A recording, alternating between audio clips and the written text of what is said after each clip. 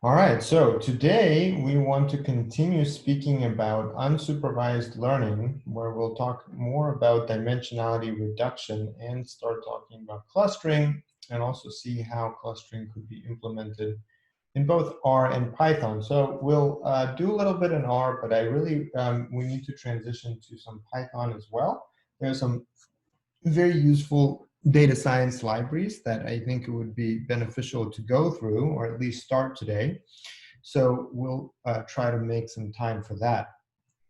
Remember that in the first week that we already completed, we talked about preparing the data for analysis and really exploring the data, understanding what's in our data, learning how to do statistical analysis. And now we're transitioning to machine learning and AI. So in this week, our objective is to really have a sense of different types of methods and to compare, not to compare, but to be able to translate our idea about an analysis into some practical steps of how do we organize our analysis so that we get the answer to our question, so that we can confirm, prove or disprove our hypothesis, or how do we actually use these tools in the context of real projects. So again, encourage everybody to keep track of activity. I was looking at the activity and I saw that many of you are completing the assignments, or at least trying to. So the assignment from last week was to get started with transcriptomics 2 and 3. And then to try and, based on what we did yesterday, to run principal component analysis of these three data sets: cancer, Ebola, and microbiome. So let me ask you, I saw a couple of responses on the forum, but we can just review those right now. What did you find about the cancer project, right? So this was a project that included 12 samples, right? There were 3 samples from liver cancer and control from liver, and then 3 samples from breast cancer and 3 samples from control. So how many of you were able to actually complete that assignment about the cancer? So principal component analysis of the cancer project.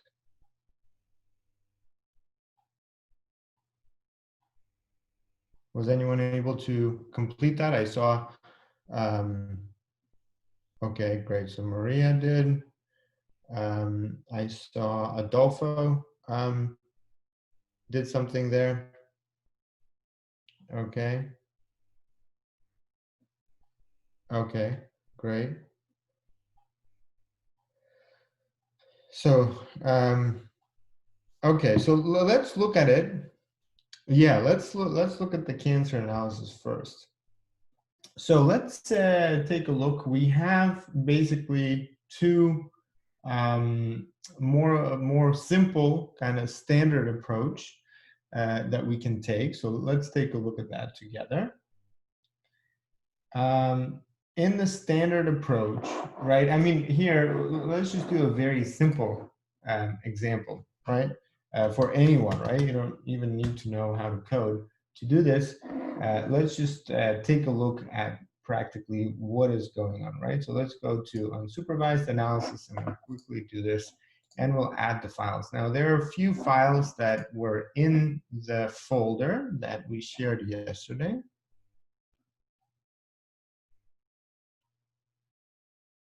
Yep, exactly. So knowing what to add where, right? So what's useful is when we have a specific script or a method, when we have that method ready, instead of every time manipulating the data and dealing with different data, you can just prepare the data in the way that you like, or the other way around. Every time if you are taking a new data set, obviously you have to adapt a little bit.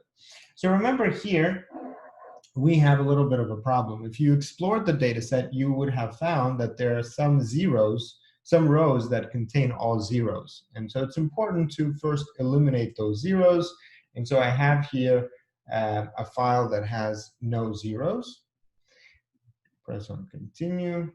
So let's just quickly, we'll see what the result would be. Okay, to process for use. Should be happy. Okay. Okay, how do we remove the zeros? We have the zeros, as you remember, we had a little tutorial on how to prepare the data for analysis. So I suggest kind of going through that. You remember we had this, for example, here is a way to do this in R.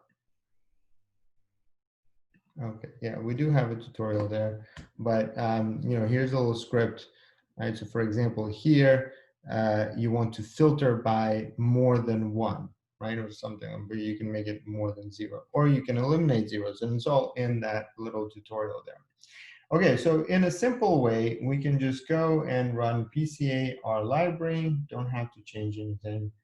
And let's just see if we can get a result. So LIHC versus BRCA, PCA, right? So the main point here is a couple of things. The first one is that we have this file, right? Let's take a look at the file. We have this file, and it already has a row that tells us what group they belong to, but instead of group, like in other places, it says class, right? And so if you were just to go through that exercise that I just did, it will actually not work.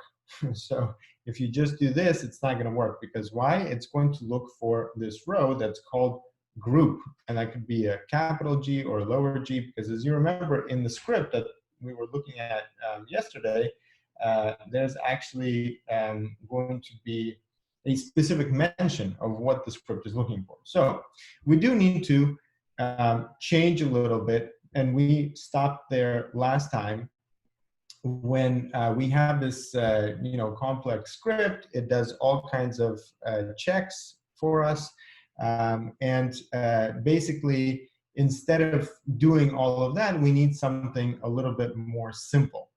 Let's see how we did this. So let's just do a new file. Okay. So the first thing, right, is we need to read the table. So we'll do data, read table, right, and then we can say LIHC. Let's go to LIHC BRCA, BRCA, data 1, marked, and no 0.txt. Okay, so then we want to remove, or say header true, and row names, row.names, 1, strings as factors, false, and check names, also false.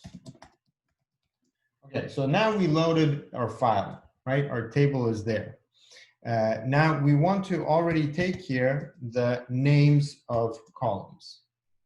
So we just call names, and they will be from data, right? Because that's the data that we loaded. So now we have the row names, and after that, we want to make our group and translate, right? Transpose. So how do we transpose the data? We just do a T, and we can just do data. And what are going to be our groups? They're going to be, we remove the first row, right? So we want to take the second one. So now let's check what is in our group, right? So view group.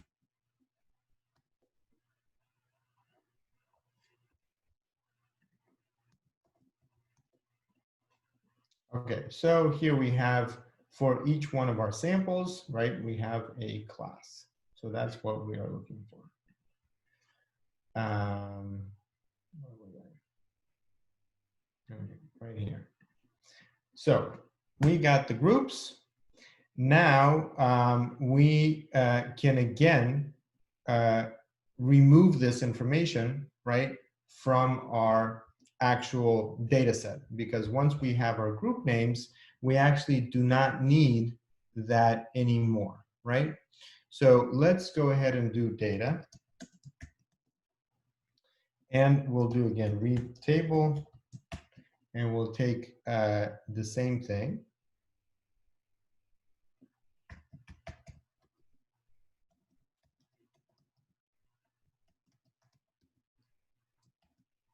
Marked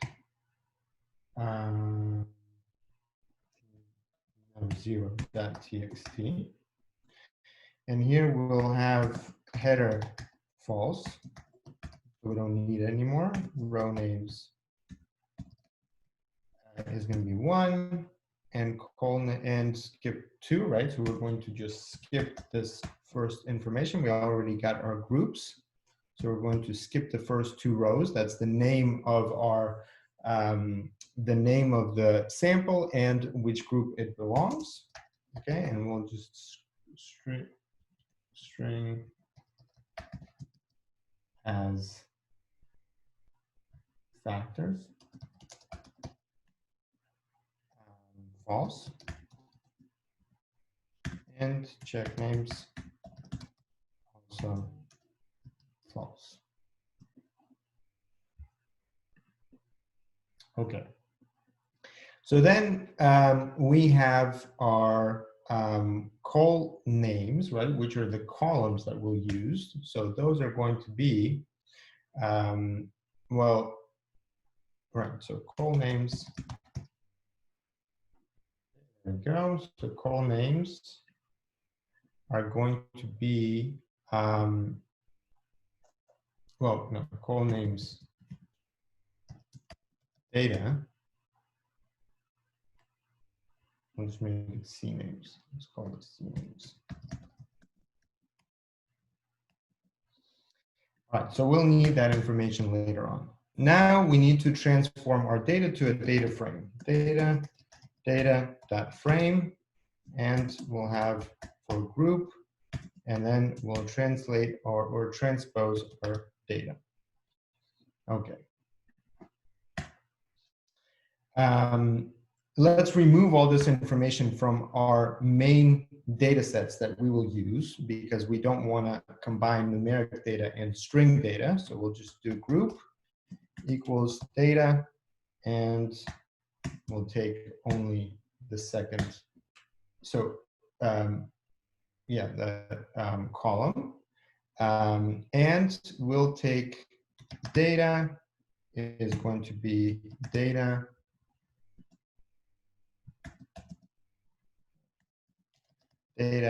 and we'll have -1. Okay, now we'll transform it, right? So we will transform. What we can do here is we can make it numeric. So we'll data as numeric. And we'll change our groups so that they're actually as factors. So group as factor from the same group. Okay, so now if you view group, for example, let's run that. Check, okay, so we have strings as factors. Okay, and what else we have here? False, object false.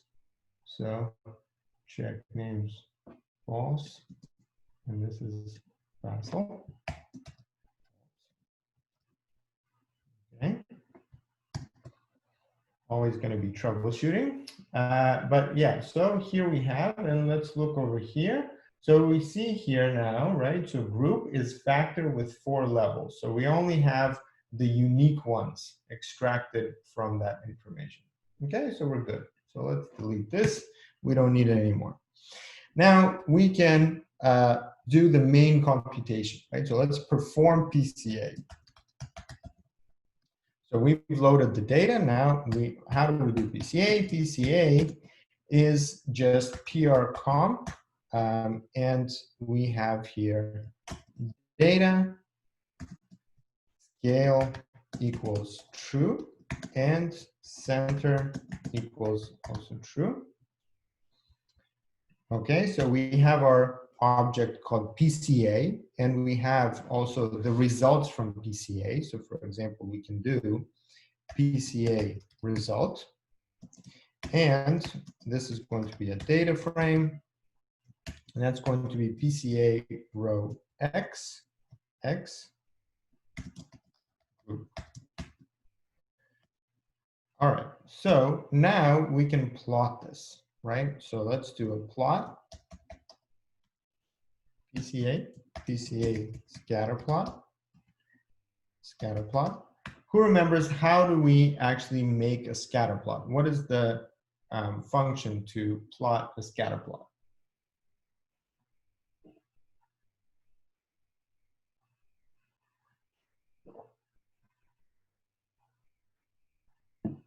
Does anyone remember how do we plot a scatter plot? Yep, great. So we'll do plot. And what are we plotting?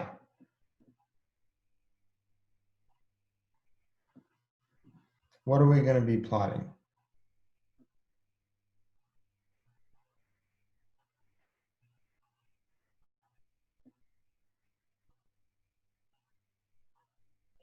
Right, and where is PC1 and PC2?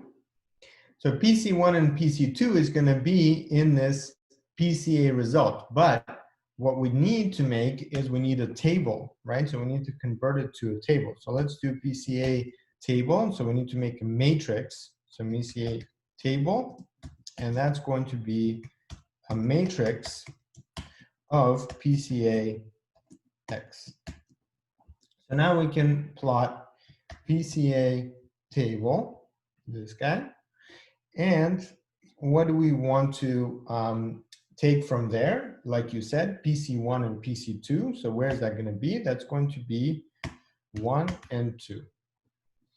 And we can, well, I think, okay, I don't think we need anything else. Let's try this. Okay, air in PCA table, 1 through 2. All right, so we got our plot, right? So here we have, okay, and also center like this. All right, there we go. We don't even have any warnings. So we got a plot. The only thing that we need now is we need to set the labels and the colors for this plot, right? So how do we actually do that? Well, let's see. So when we are plotting it right here, we can add some more things, and you probably remember we did that in the exercise, right? So we can choose. There are a number of different options for the actual dots. So for example, if we do 21, we can do,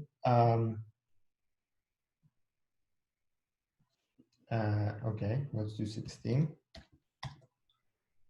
Okay, there you go. You can do filled. If you're doing 21, you can also specify what is inside those, what is the color of the inside. So when you do that by doing VG, and we have this object called group that contains our information about different groups, right? Remember, it has a factor. And so you can see now that there are different colors based on whatever group they belong to. Okay, after we do that, we can also add a title. So let's add main would be the title, right? So we can call it PCA plot LIHC versus BRCA. Okay, so there we have our name of the plot. What else should we add? What else should we? We can also add, for example, we can add labels, right?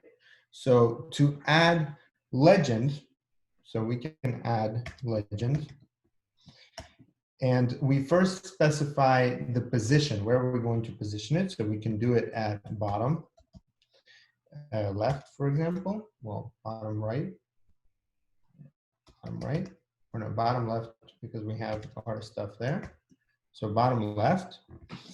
And we can take the legend, right? So from group, so we can say legend equals, and we'll just take the unique values from group.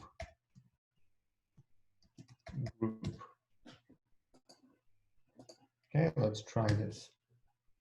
All right, there we go. But we also need to specify PCH equals 16. There we go. And let's color them. So color is coal.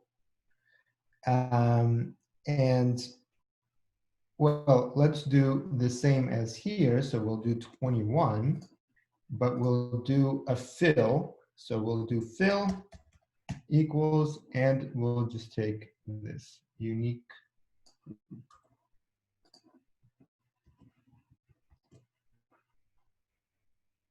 All right. Why do we have that? Maybe we don't need this. Let's see. All right.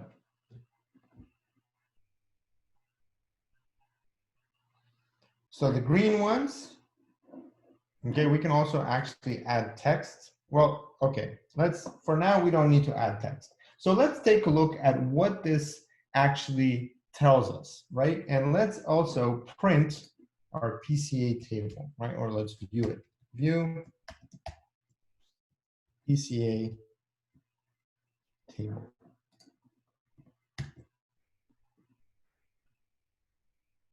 All right, so that's what our table looks like. Remember, we have principal components, and these are just coordinates.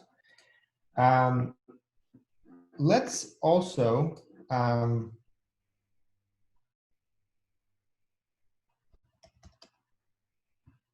plot PCA result.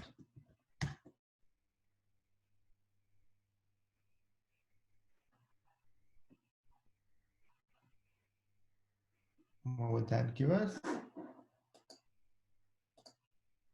Okay, so here we have PC1, PC2, PC3. So you can actually plot all of them. I don't think we need the group, but you can kind of compare all of your different comparisons right there. All right, so what we need to know here as a result of this analysis, which one is the principal component that explains the most of your data variability? Which principal component explains the most variability in your data? The first one, right. So if it's the first one, that's our X, right? Let's try and interpret what we are seeing here based on this information. So here, what do we have? We have tumor. So we have the tumor from liver cancer, the not tumor from liver. And then we have the breast cancer and the not cancer, right? So we have, these are closer together, right? And these are fairly close together. So when we look at this information, we can say, okay, well, we have a separation between tumor, non-tumor, tumor, non-tumor, right? So could we, and this is a question, could we draw a line strictly on the x-axis that will allow us to separate the tumor from non-tumor?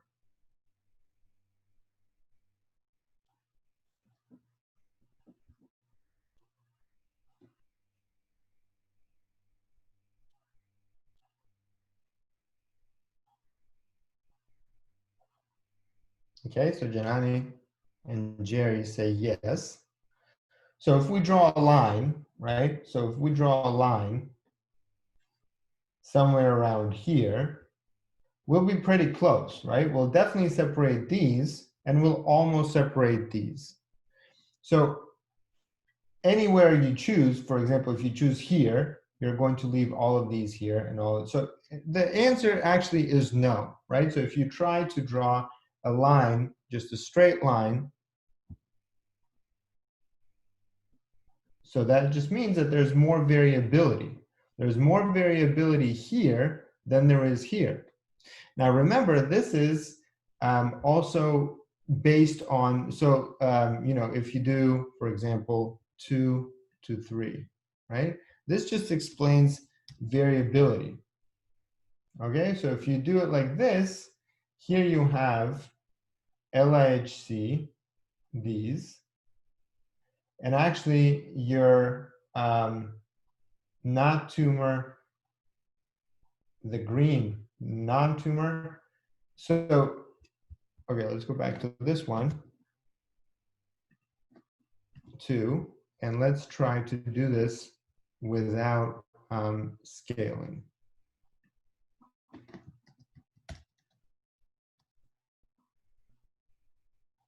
Okay, what happens now?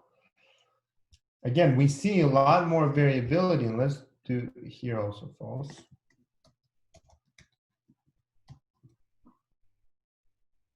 Okay, so now we have, if we don't do scaling and we don't have, okay, so you didn't do scaling and you didn't do centering, and what does it show us? It shows us, again, any way we turn or twist this data, we have LHC not tumor, LHC tumor, but these are closer together, right?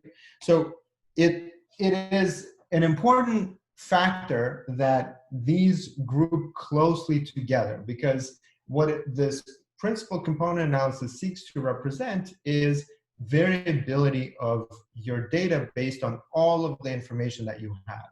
If you have looked at your data, right? So for example, if we do before this, let's do bar plots.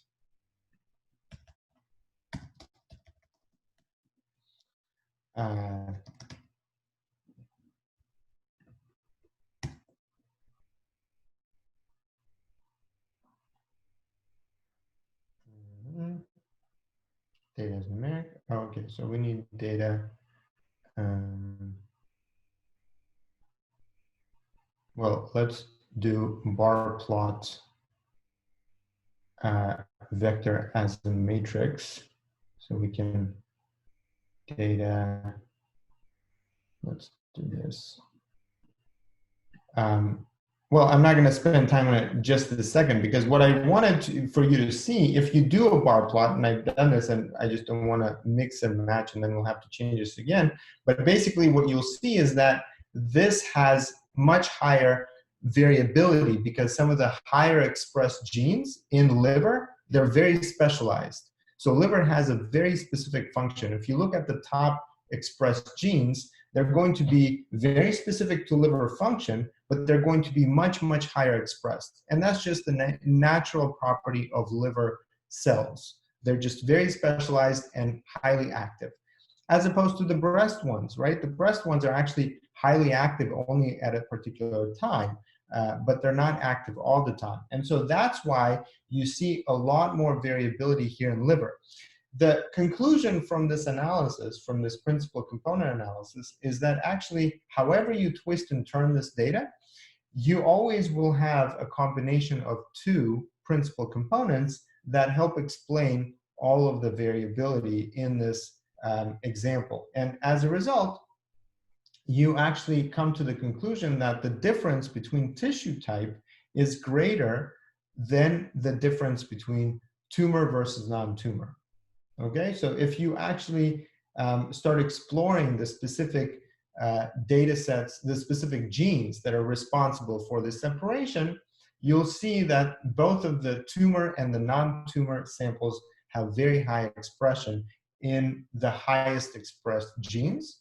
They're higher than the tumor ones, than the breast ones, sorry, and you cannot separate easily the samples based on tumor to non-tumor, right? As you can see right here. Right here, they're very close together, and these are quite far apart, but the easiest separation is between the breast and the liver tissue. Okay, so, and I don't want to spend too much time on this so that we can cover what we have for today, but if you want to continue and explore the combination of biology and statistical analysis here, you would want to explore bar plots, right? So maybe make bar plots for all of your samples, and you'll see what the distribution of your gene expression values are in each sample. And then take a look at some of the highest genes that you have in for example, liver samples overall, and look at their biological function. What do they actually do? And you'll see that this variability, this variance in your whole data is described by some of these top expressed genes. All right, so any question about this particular example with liver and cancer or liver and breast cancer samples?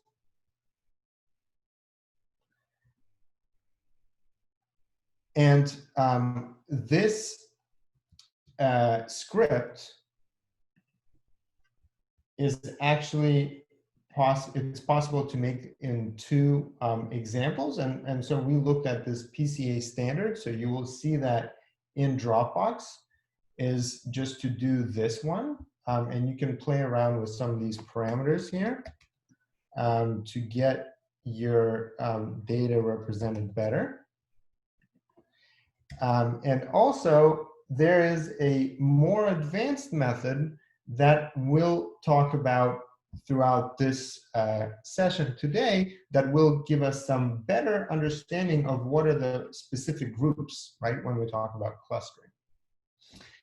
Okay, so if there are no more questions about this one, let's talk about the other question. So the other question was,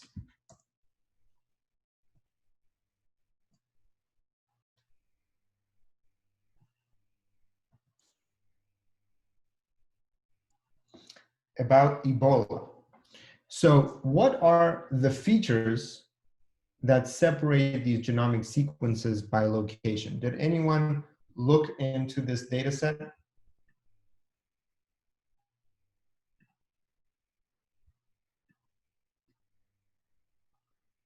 Well, okay, actually, let's view it in here.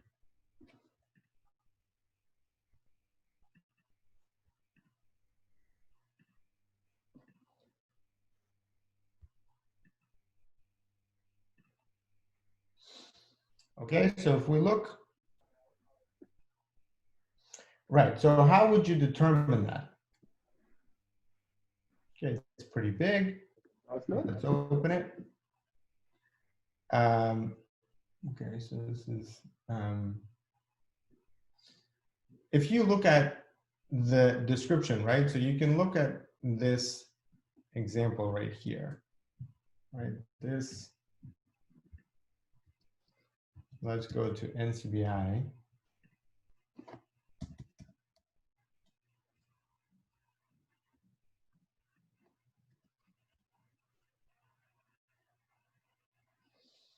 Okay, what is this? This is a nucleotide sequence of the Zaire Ebola virus.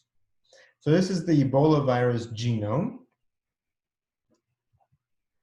So now that you know that this is the Ebola virus genome, what would you think these positions mean? So it says 1, 2, 3, 4, 5, etc. So how many in total? Let's go to the very end.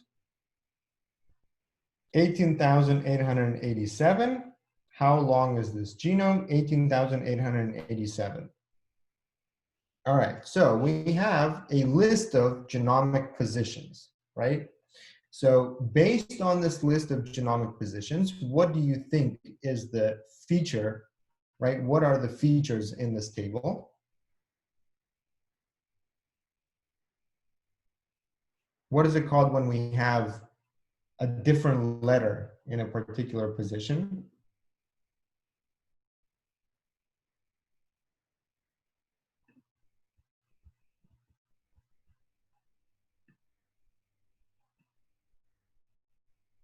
right? Polymorphism or variant, right? Polymorphism is a particular type of a variant. So these are genomic variants. So you can see that this is your reference. And then in each one of your other samples, you have a certain number that represents how frequently this particular letter is found in that sample. Now, these samples are actual FASTQ files, so they have reads, multiple reads, and you have certain coverage, right? So remember, you have this coverage of, let's say, 100 reads per position, and how many percentage-wise out of that position is going to be found. This is going to be here, and this is in logarithmic scale. So this is going to be some proportion of the reads for each one of these samples. So what we see as a result, if you actually do your principal component analysis, right, as you correctly said, you need to add another row. And in that row, you want to specify what is the group. So what are the groups? What are the groups that you would use here for these samples?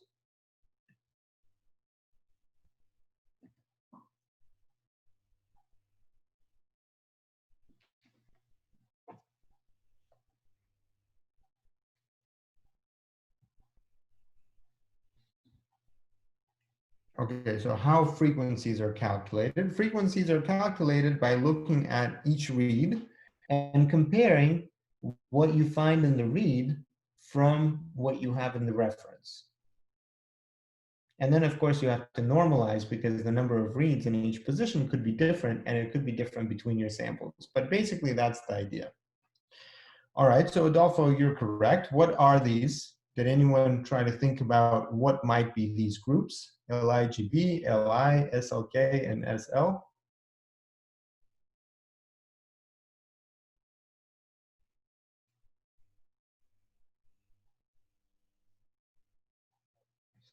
These are geographic locations. So LIGB stands for Liberia, GB is Gabon, LI is just Liberia, SLK is Sierra Leone, Kilahun, and SL is Sierra Leone. So these are 4 different locations. So if you, did anyone do this principal component analysis? I think I have here. Okay. There's a PCA of this Ebola virus, right? What do we see in this PCA? We see that Liberia is different from everything else, but nevertheless, you can separate them into independent groups, right? There's not a lot of overlap. So they actually separate pretty well, but the biggest separation is between Liberia and everything else. Based on which features? Based on this position in the genome, right? So position in the genome can also be translated into continuous data. And once you can change it into continuous data, not categorical data, which what would be the, if it was just the standard mutation data, right? Genomic analysis, it would be categorical data because for each position, you would have one of the 4 categories, right? T, C, G, and A. If you have categorical data, you cannot do principal component analysis based on categorical data. You have to translate it into numeric continuous data. All right, and then finally, we had this example with cancer. Did anyone else have any questions about these assignments? Okay, yeah, so I saw the question,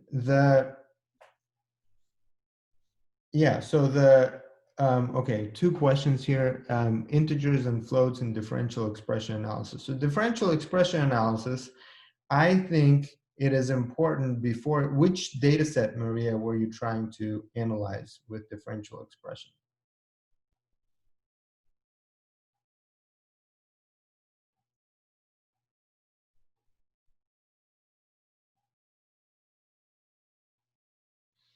Okay, so in the liver and breast cancer samples, remember that you need to first eliminate all of the zeros and probably filter it out. And I think if you filter out the low expressed sample, low expressed genes, you will actually be able to do differential gene expression analysis. And we can look at it. I'll take a look. The analysis that I think you want to do with PCA is to first determine which samples to compare with which samples. And it's important before you do that, because you won't be able to do any kind of scaling, is to remove the zeros. So that's an important part of it. But I'll take a look again. I haven't really tried DE-seq. I suspect that if you remove the low expressed values, you will be able to perform that.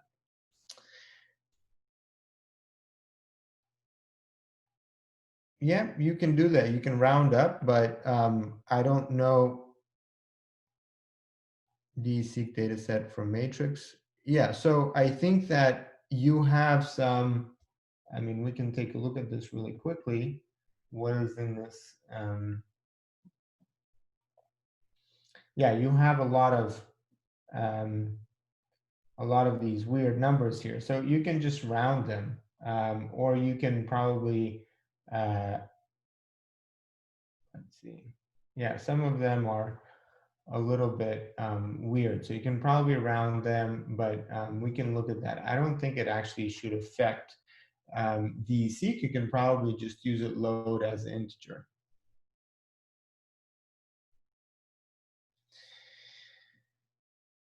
Okay, so in the frequency table, does 0 suggest absence of that nucleotide, or just that it was not picked up in the reading procedure? Yeah, it could have 0 coverage, or it could not, or it could have a deletion there. You're correct. All right, so the final one, did anyone do the microbiome?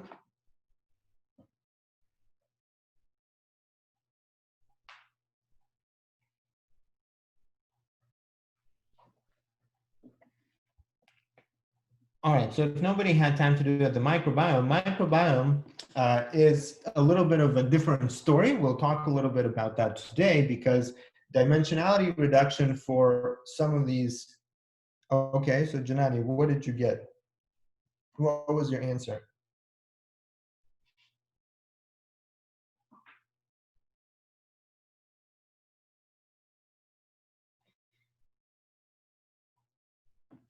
Do you want to share it with us? I haven't seen it.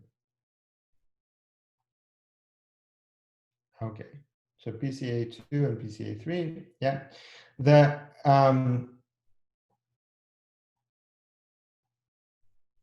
yeah, so the objective here is to have a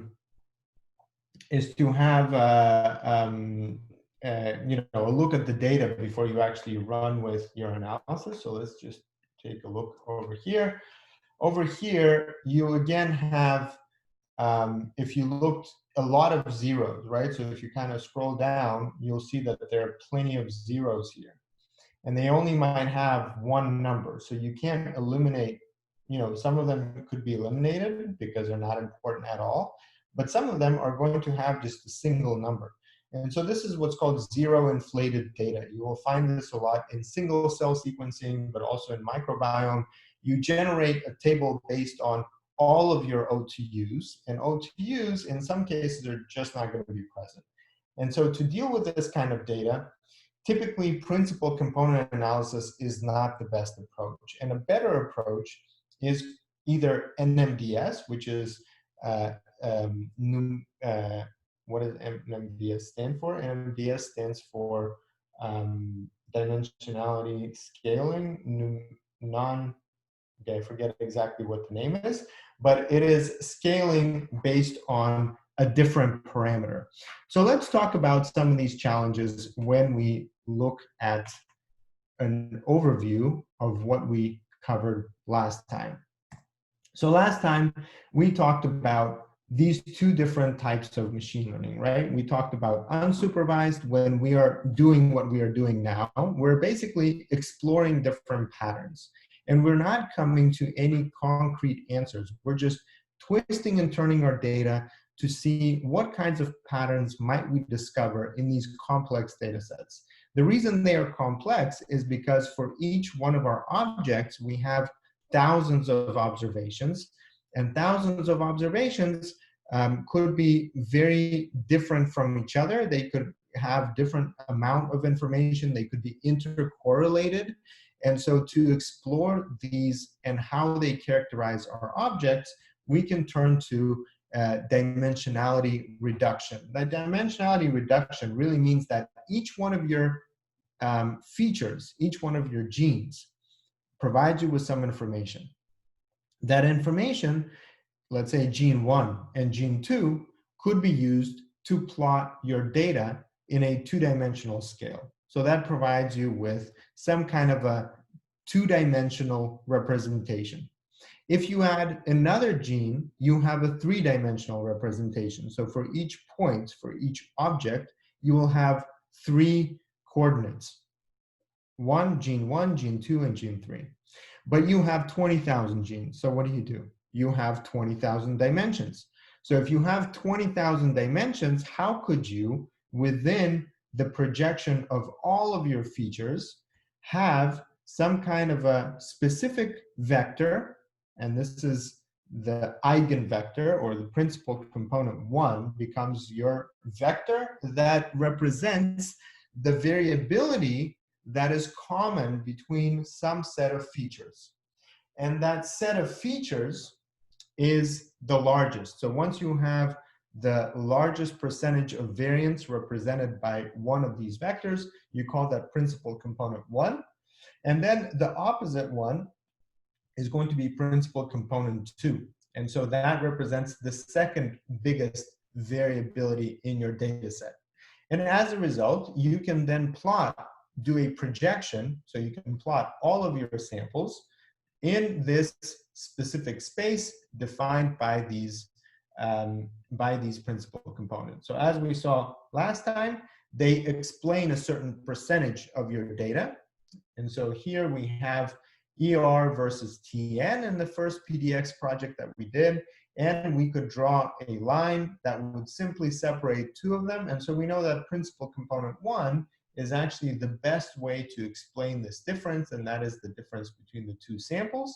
However, we also have outliers, and a lot of times when you do principal component analysis, those are the types of things that you would want to ask. Do I have any outliers? Do I have one group that is much more variable than the other group? Should we set a threshold based on abundance of every OTUs before doing the PCA? No, just for OTU data, for microbiome data, PCA is typically not going to be your preferred method. For microbiome data, NMDS is the better option. But if you want to transform it, you can still play around. The problem are the zeros, really, in that data. Okay, so if you have played around enough with this data set for LIHC and BRCA, actually this is after scaling and normalization. So if you actually do quantile normalization on this data and then do scaling and centering in your principal component analysis, this is the PCA result that you will get. As you can see here, the separation is clearly on PC1, and that separation is between LIHC and BRCA, right? So it is actually more the difference between your tissue type and not so much between the tumor versus non-tumor, even though that is the second biggest variability that you will observe. When we talk about principal component analysis, there are multiple ways of doing this kind of analysis. And in detail, a lot of options are going to be described in a specific course that we have here. That is PCA data visualization in R. So this is a link for those of you that want to look into some of the additional options. We'll cover a little bit of that today, but you can really go through that course and explore how some more information could be extracted. But even on the OmicsLogic platform here, you can see that you can make three-dimensional plots, and you can also study variability of your principal components to understand which principal components are more or less useful for your analysis. And typically you'll find that 1 through 3 or 1 through 4 are going to be the most interesting for your analysis. Today, we want to talk about how do we transition from principal component analysis to a more specific question. And the question is about how do you actually find what group can you assign a sample to, and then what data structures are represented in each one of your groups or clusters. So we'll talk about how we can combine these two approaches, dimensionality reduction approach and clustering approach, and that they're actually very similar if we use them correctly.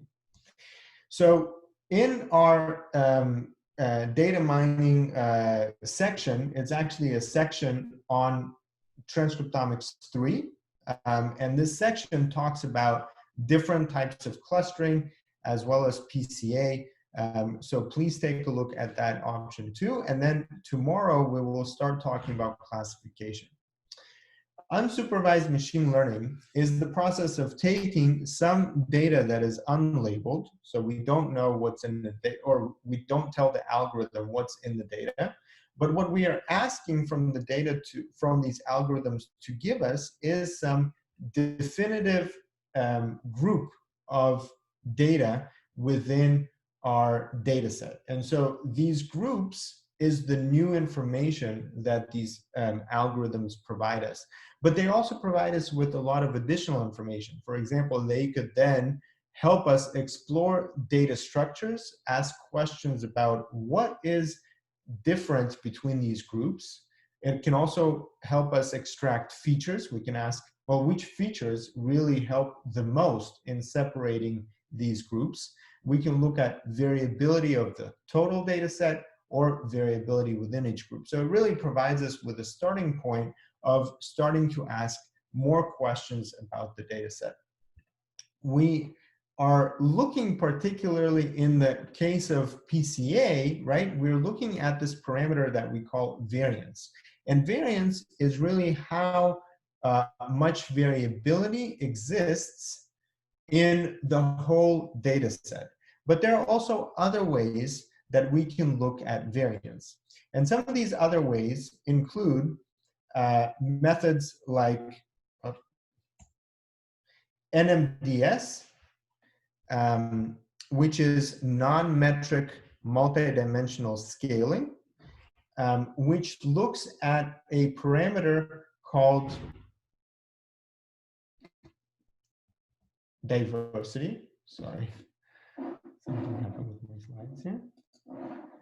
Okay, so here we have a parameter called diversity. And diversity, I don't know what's going on. Diversity is actually a little bit of a different parameter than variance. And what it seeks to explain is how groups within each one of your classes or defined groups, like you can see here, how could you actually use a metric like distance in this multidimensional space to represent diversity of your objects. You can also look at t-SNE. So t-SNE stands for T-distributed stochastic neighbor embedding. And what it does is it measures a measurement called perplexity. And perplexity is a measure for information that is defined as 2 to the power of the Shannon entropy.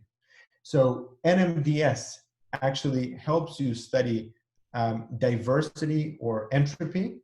And perplexity is kind of taking that to the next level, where you use a power of Shannon entropy to represent distance in this scaled space, right? Space that is not Euclidean.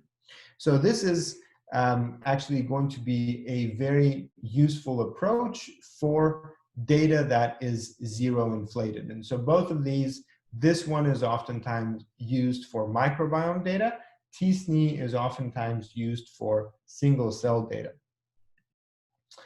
In NMDS, using this measurement of diversity, you can actually measure alpha or beta diversity. When we talk about alpha or beta diversity, that pretty much means the relationship between samples within a group. Like here, you have alpha diversity that shows the variability or how these groups actually could be projected onto the same scale in terms of their diversity. And so you're looking at what is the difference between the distances between these samples versus these samples. Or NMDS could also be used like principal component analysis, where you look at a single space where you can actually project both of these metrics into a single space and measure distances between them. So let's take a look how we can explore what we just did with this cancer sample study, but actually extract more information out of principal component analysis. Okay, so to do this, we can go and directly take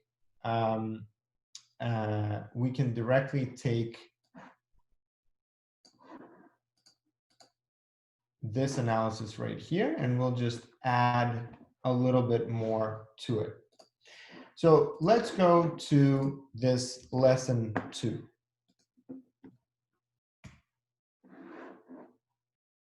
Okay, let me know once you are here.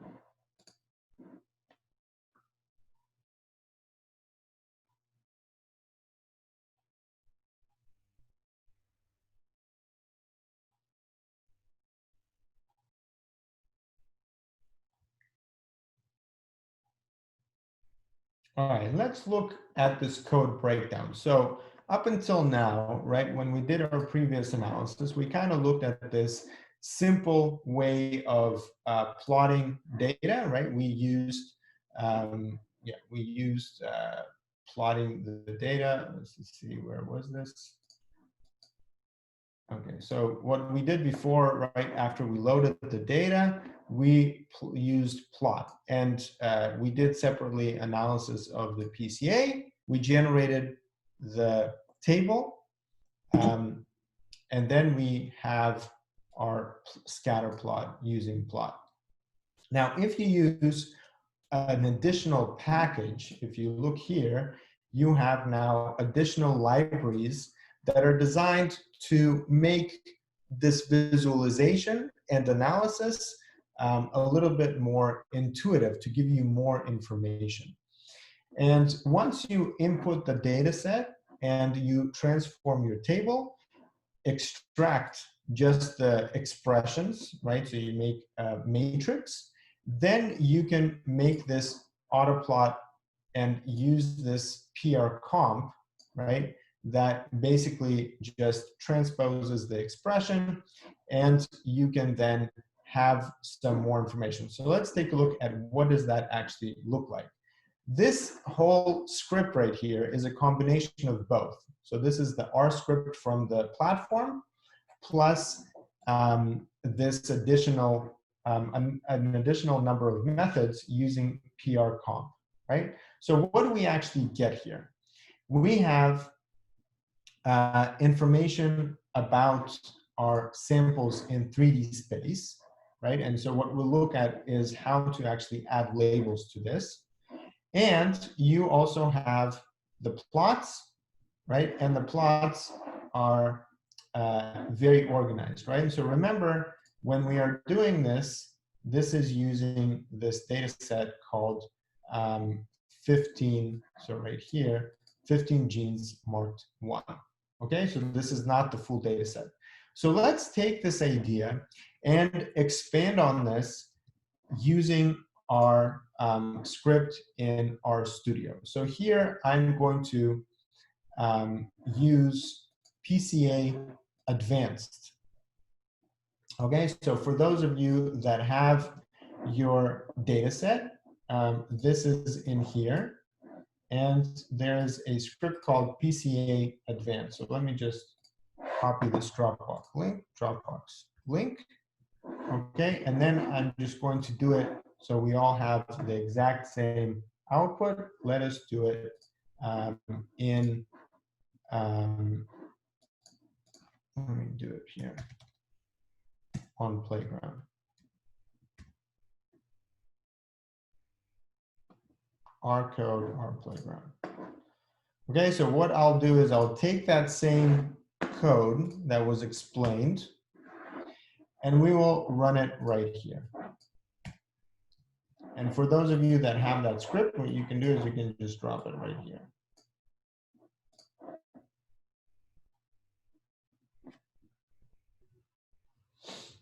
Okay, so one of the things that we'll use is we'll use that same data set. So if you go here, you can just take this and copy it right here.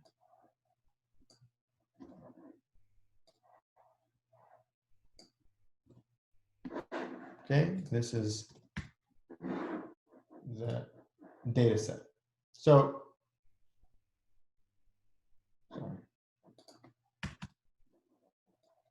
let me know once you're here.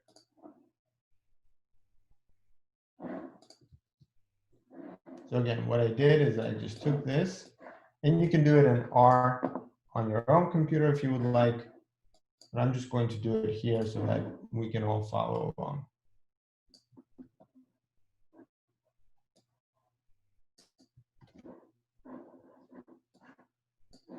Okay, let me know. I just don't want to run ahead. Let me know once you get here. And you'll see here that actually there's a lot of code here that is not even being used.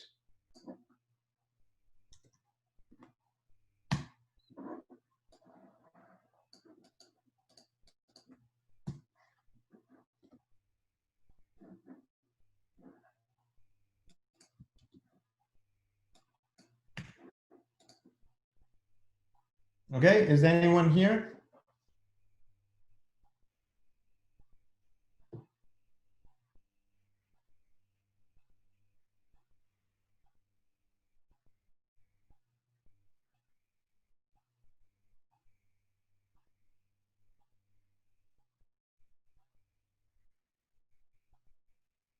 All right, is anyone else?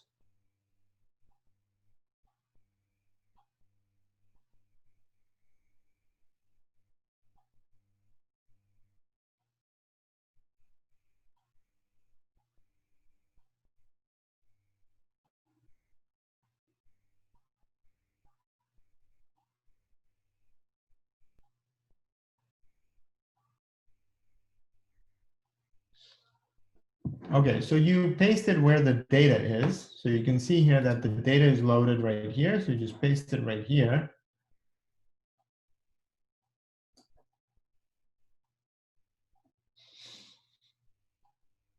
Okay, so you put it here. Instead of, it used to be, for LHC, but you take this link and you put it here. So Samita, let me know once you've pasted this here.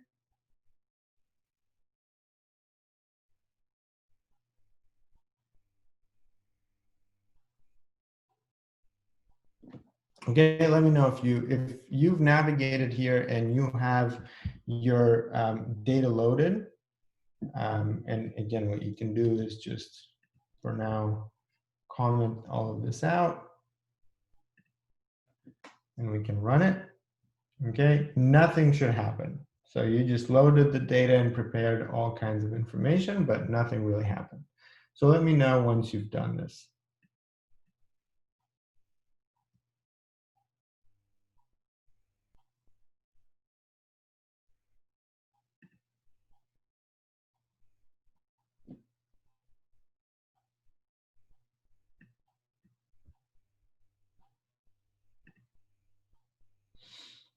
Okay, so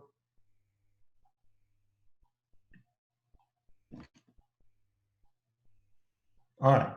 So as you can see, when we do autoplot, right? Autoplot is going to come from this, I guess, ggplot.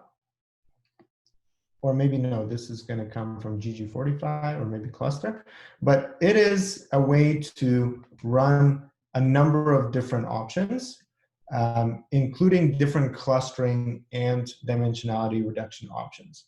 But here you can see that there's an unknown color name class, right? So what is the problem with our class? Let's take a look at this data set, right? So if you actually just take this link and let's open it right here. Okay, what do we have here? We actually do not have a class option, right? So what we can do is we can take this ID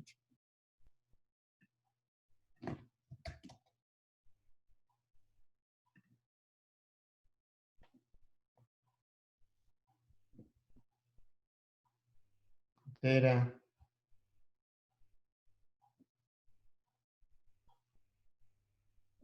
Well, you know what? Instead of this, actually what I'm going to do is there's a data set right here that we can use. 15 genes.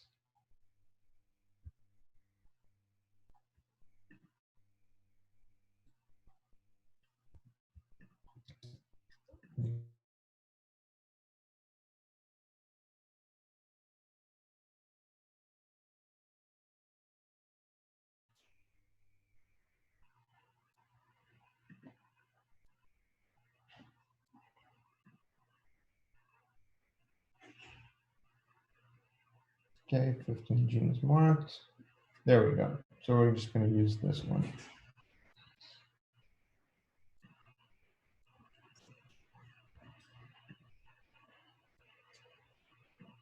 And that's, okay, sorry. Instead of that last link that I gave you, let's use this one. Okay, so I'm going to take this right here.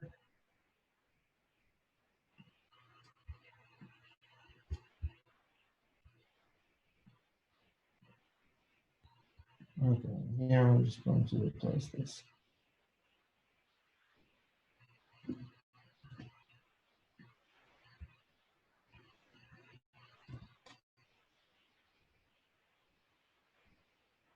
And here I'm going to use group.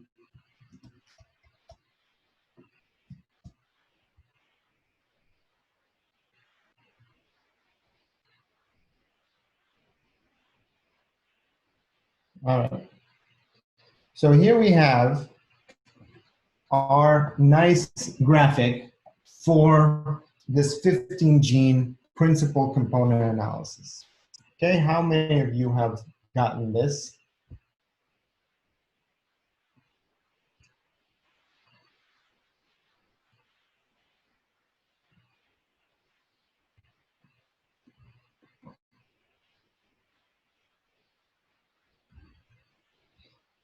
How did I format the auto plot? So all I did was do PCA, right? So actually you don't have to do this. So let's clear this. All you need to do with auto plot,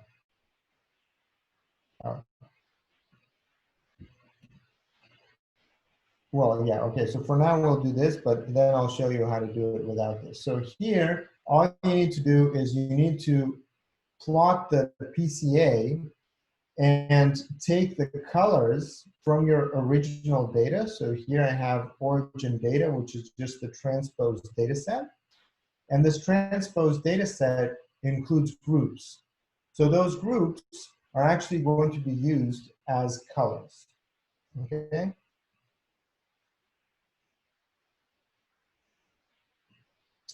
Now, the second thing that I can do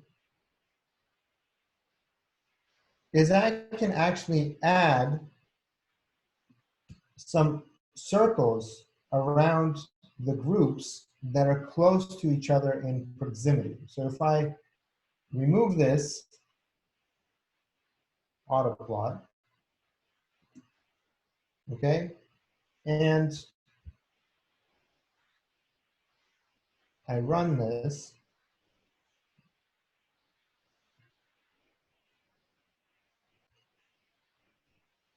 okay, PCA result is not found. Okay, so we need to create PCA result. Let's just create PCA result here really quickly.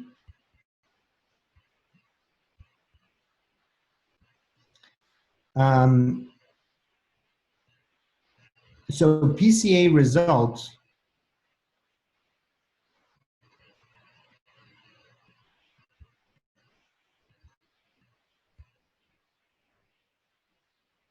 is going to be this data frame of PCAX, right? So we're just going to do data frame, and here we'll do PCAX group. Okay, let's try this.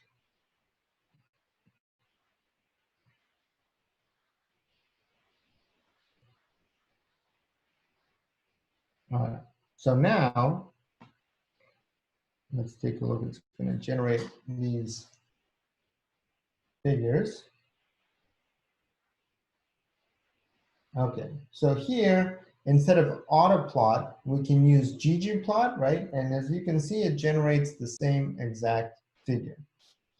Now, what we can add here is a description of what our information should be based on statistical confidence. Okay, so here we have theme. Let's add it right here. So plus, and here we can do stat ellipse like that. So what will this do? This will actually circle PCA res. Yeah, so for PCA res, we need to add that data frame. Okay, so this right here is PCA res.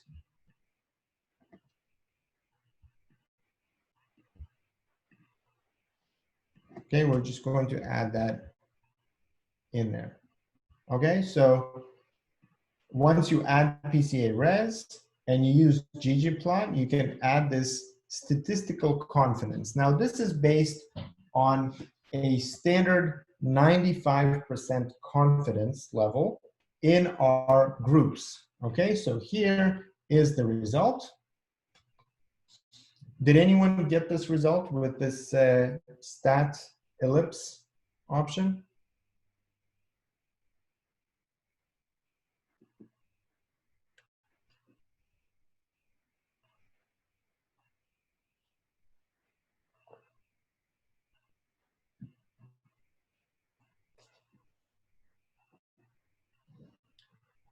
Did anyone get this result with stat ellipse? Okay, yeah, so now we'll talk about the level. So this is level of confidence of 95%, but we can reduce that confidence. Why? Because here you can see, for example, these are not covered, right? And this overlaps a little bit. So once you use this, for example, if you want to have, let's do 0.6.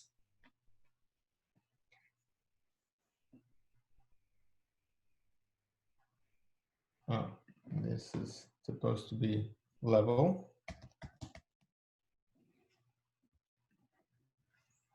And you can change that number, right? So try to play around with this number. What are the differences?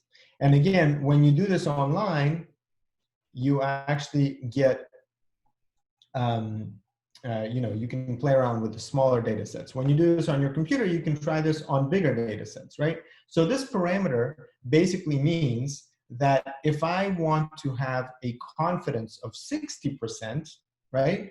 The separation, however, is much greater. The separation between these groups is much greater. There's no overlap, but I'm missing, right? So because I'm missing a bunch of these dots, the confidence to find that dot within the circle is lower. So the lower you go with that number, right, let's try this to be 1.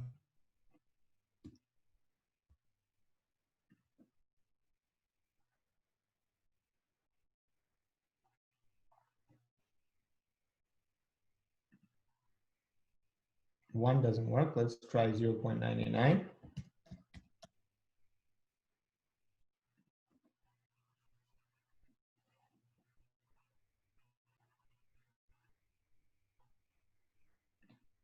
All right, so 0.99 is going to capture all of the dots, but there's going to be a lot of overlap, right?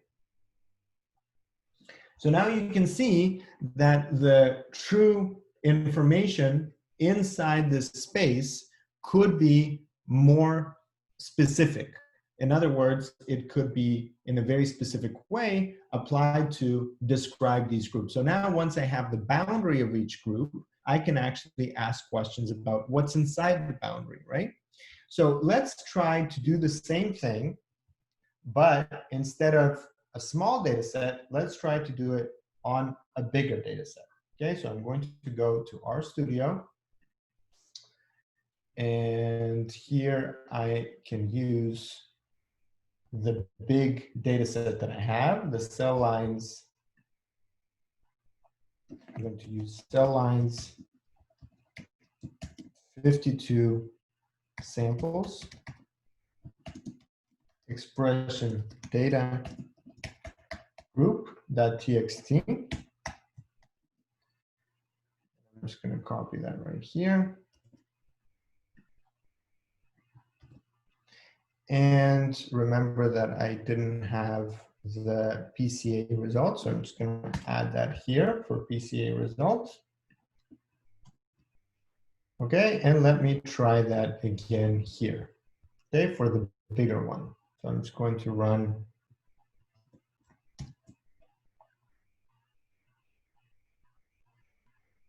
okay. So this is what a bigger data set looks like, right? The bigger data set actually has a lot more overlap. And so when I use here 0.6, it's going to start reducing that number, but I can see that these three have a lot of overlap. So if I have this overlap, this tells me something about this data set overall. To talk about what this data set has overall, right? What is this now, you know, statistical significance of a particular group? This is now becoming a lot more like clustering. The link to this data set is, well, I don't think you'll be able to use it here because I think this is going to be out of memory, but let's try. The specific, let's go over here. So here we have GitHub.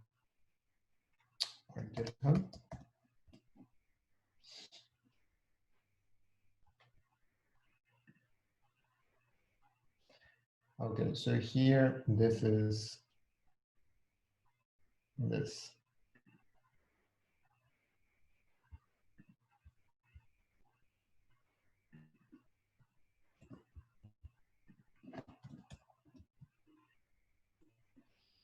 Okay, let's try this will work on this bigger data set. Probably not going to work if we all do it together, but if you just do it a couple of people, maybe it will work. Yeah, it worked. So please try. There we go. Again, this is with 99, right? So you can change this to 0.6. It's going to be more like what we had in RStudio.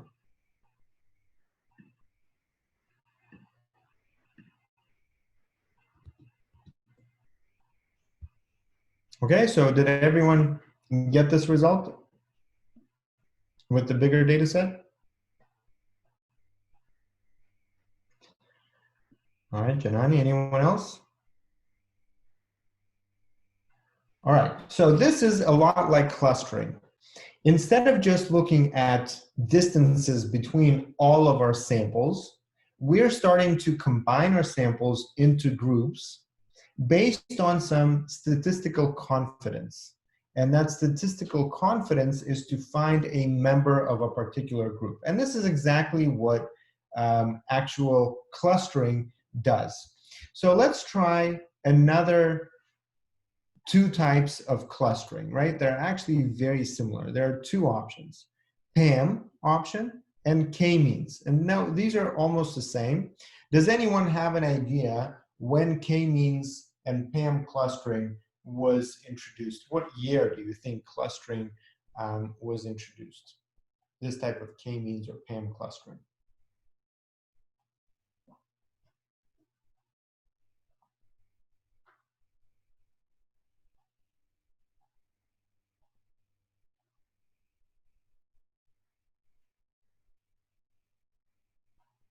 Okay, no, actually it was in the 1980s.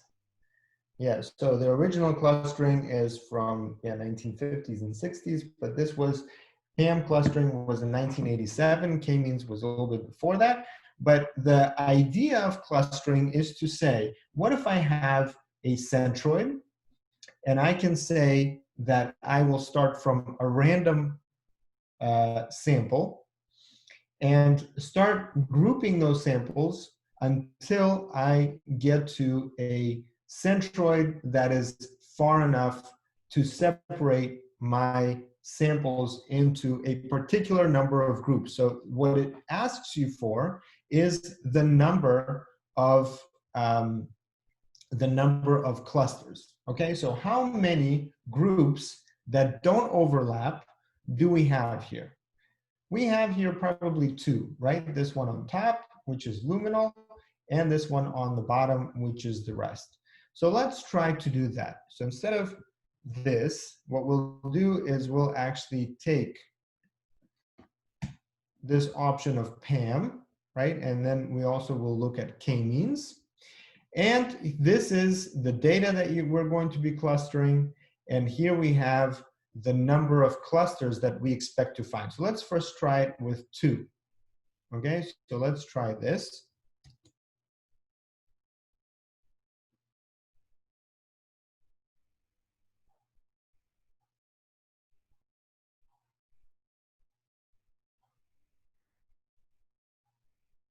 Okay, here we go.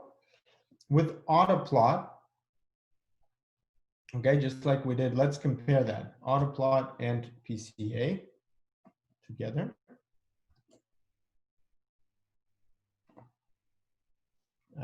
Here we need to have group.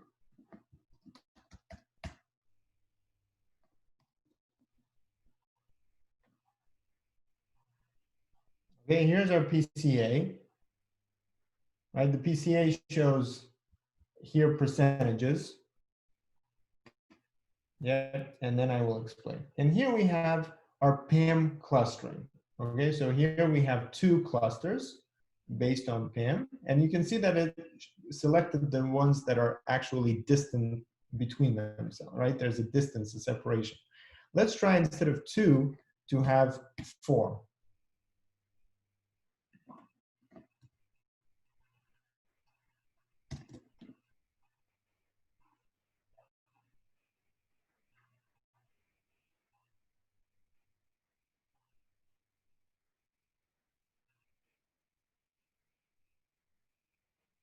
Okay, here we have 4. And so for the 4 that we have, how does that compare to what we saw previously based on annotation, based on the groups, based on the specific samples that we had? It's very different, right? Because we know that all of these are luminals, but here we are supposed to have 3 samples, right? So whenever there's overlap, it's not going to perform a very good job because there's not a simple way to separate between them.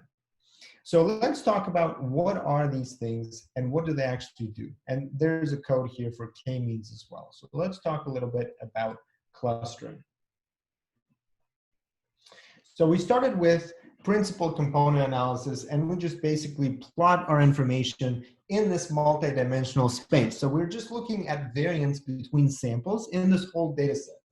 Once we assign a group, right, this is now kind of our intervention, human intervention, we're telling the algorithm, well, I know that there are specific groups in here, find me these particular groups. And provide me with some confidence level that I can actually find these groups there, right? We do this stat ellipse option. And that is very close to clustering. Now, clustering in detail is explained in Transcriptomics 3. So right after PCA, you can do that. And what clustering actually does is there are many different approaches. It looks at how distances between individual samples in our data set can describe groups in data set overall. So here we have a number of different options on the platform. You can try them out. And basically you will find that they have different types of bottom-up or top-down approaches. And there are three different examples here that we can talk about. The first one is k-means, or PAM is the same thing. Basically, it looks at a way to partition your whole space of the data set into whatever number of clusters you define, okay? And so that is called k-means or PAM clustering. You can see here, I found some cool GIFs.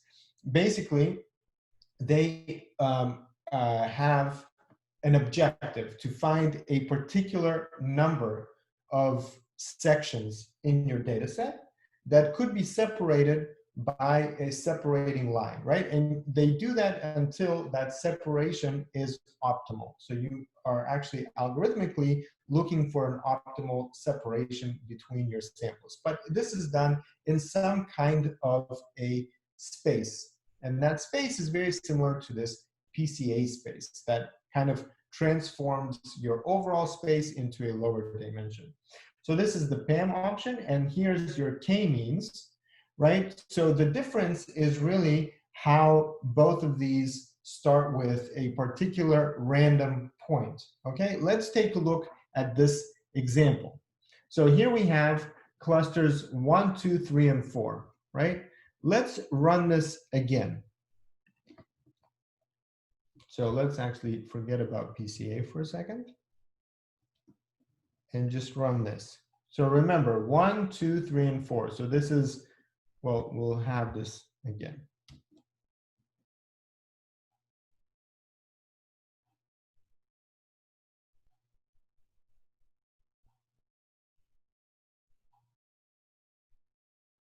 Okay, so the good thing about PAM is that the cluster stayed the same. Now let's try k-means.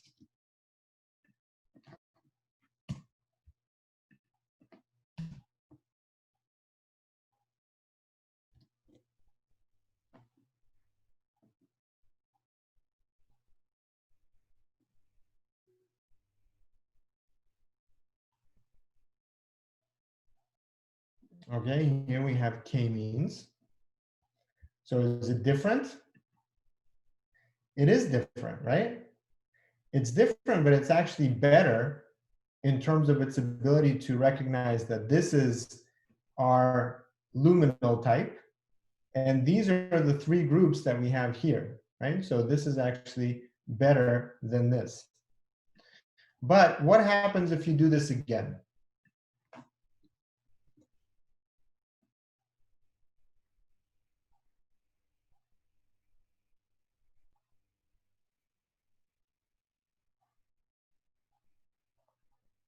Okay, now it's not able to do that anymore. Why? Because k-means and PAM actually have this random start. Yep, every time you will do k-means, it can do something different. Why? Because it starts from a random point. It just begins from a random point. So whenever you do k-means clustering or any kind of clustering, typically what is done is you run it many, many times. So maybe like 100 times. And then the more stable groups are selected as the actual clusters. And so when we do clustering, this is random initiation clustering, which basically means that it starts from one of these samples and then it seeks to connect those samples into a group.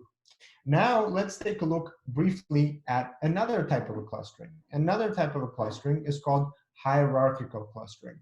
Hierarchical clustering looks at all of your data and combines each pair of your points into a pseudo sample. into a pseudo object. So it actually says that, okay, well now instead of 1, 2, 3, 4, 5, 6, 7, 8, I only have 4, right? So for these two, it's this one. For this two, it's this one. And then you do that again. And then you do it again. And then up until you get to the point that everything is combined into a single cluster. So this is called bottom up or agglomerative clustering. And so here we're actually looking at this kind of an approach where each time you're combining them into a single cluster or an object, and that by linking them together. And as a result, what you can do is you can actually study the structure of your data by comparative distances. Okay, so we're running out of time.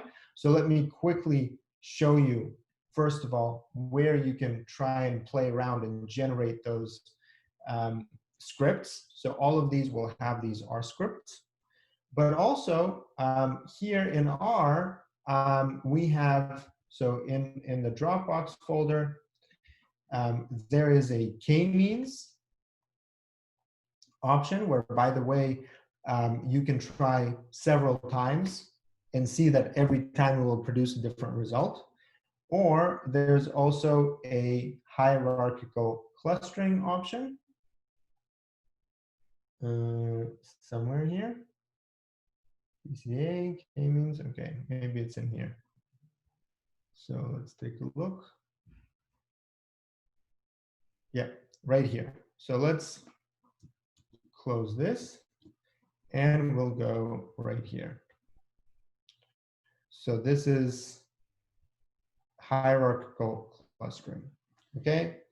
What we'll do is we will, right here is plotting this, we'll do a few different things, okay? Unfortunately, I don't have that much time, but let's try running this. CL not found, right here. So we actually perform clustering. Okay, so here's our clustering for this whole table, okay? What do we see here? We have here, first of all, we make clustering using hclust, right? So it's a standard R tool for clustering. You can see that we use a Euclidean distance metric and the method of linking called Ward D2. Then we look at plotting this, right? And so we have a standard dendrogram plot called, well, we are plotting CL, so we're plotting this.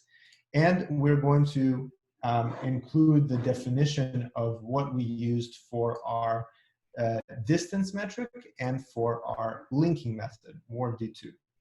Then we are going to launch a script to do an interactive study of this dendrogram. How does it work? So let's say this is, so who knows how many big clusters do we have here? How many big clusters do you observe in this dendrogram? 2, right? So we have 2 big. So how can we actually play around with this? I can click right here, and it's going to tell me what is the cluster of this whole branch of a tree. Okay, then here I can click, and it's going to tell me, okay, here's another one. But then inside each one, I can further divide them into multiple pieces, right? So here I have divided into 2 more, and here I have divided into 2 more. Okay, as I go down, so this is my height scale, this is my y-axis. As I go down in height, I get more and more detail. So the groups become smaller and smaller. If I want to have a final number of samples or of clusters, I need to have a cutoff. So I can do a cutoff, and based on this cutoff, it will give me the number of clusters that I will have. Okay, you can see that the different heights produce different numbers of clusters. Okay, so based on this, if I took this height right here, 200, I will have 1, 2, 3, 4, 5, 6 clusters. Do you know if there's a cluster here that's an outlier or a sample that's an outlier?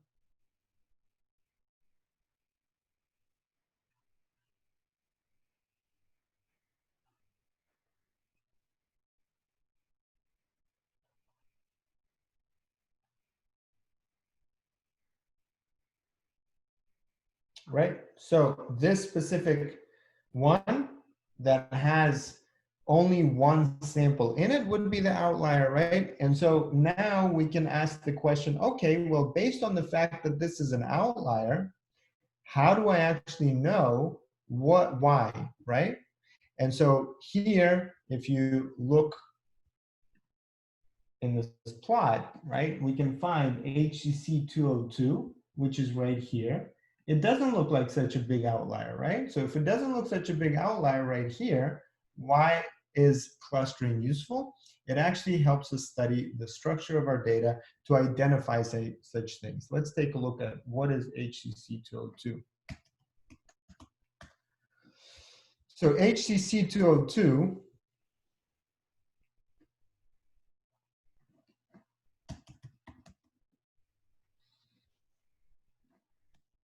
okay, so here, majority of luminal ERVB2 cell lines, including HCC202 and others, are HER2 positive at the molecular level corresponding to HER2 positive tumor patients. While some of these cell lines are referred to as luminal, some are grouped as basal or basal A.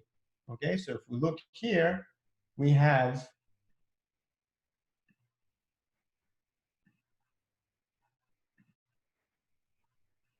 basal and luminal, right? So these are all the luminal, but the red ones are basal. So the mixture between them, right? This one is somehow in between them, only if we look at our clustering results. Okay, so this one, here we have, this one, it is actually grouped together with this group, right? And we have, we obviously have to have some annotation here of what are these different samples.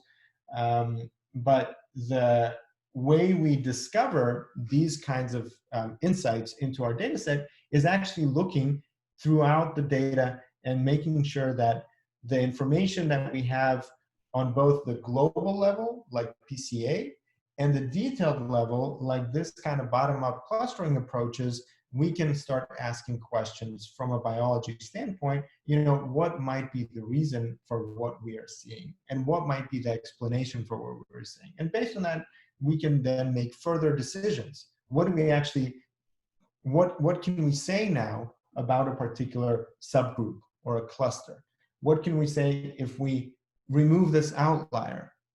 What can we say about the relationship between these big two groups, right? So those are kind of data-driven insights that we generate as a result of these studies. So an important part of what I wanted to get to today, and I didn't have a chance to, is to say that there is a very nice tutorial that after you start playing around with these types of analyses in R, I think there are predefined methods here that work really well, and you can play around with them. But it's important to also, as we move into our classification problems, to start looking into these types of analyses in Python. And I would suggest starting from this simple tutorial on principal component analysis. We'll actually start with this in our next session, where we'll start looking at Python. How do we import packages? How do we load the tables? And how do we then create plots? And this will be very useful for us to do in Python. So please complete this lesson for our next session. And we will then talk about what is the objective of classification and how we can use classification to study the specifics of groups that we do know about, and how can we actually get from all of our features to specific subsets of features that are most interesting for our analysis. Again, sorry that this was a little bit over time, but I hope that we clarified some of the questions from the forum. I'll take a look at some of the issues that you posted about the float and integers, but you can obviously round those and probably get your results.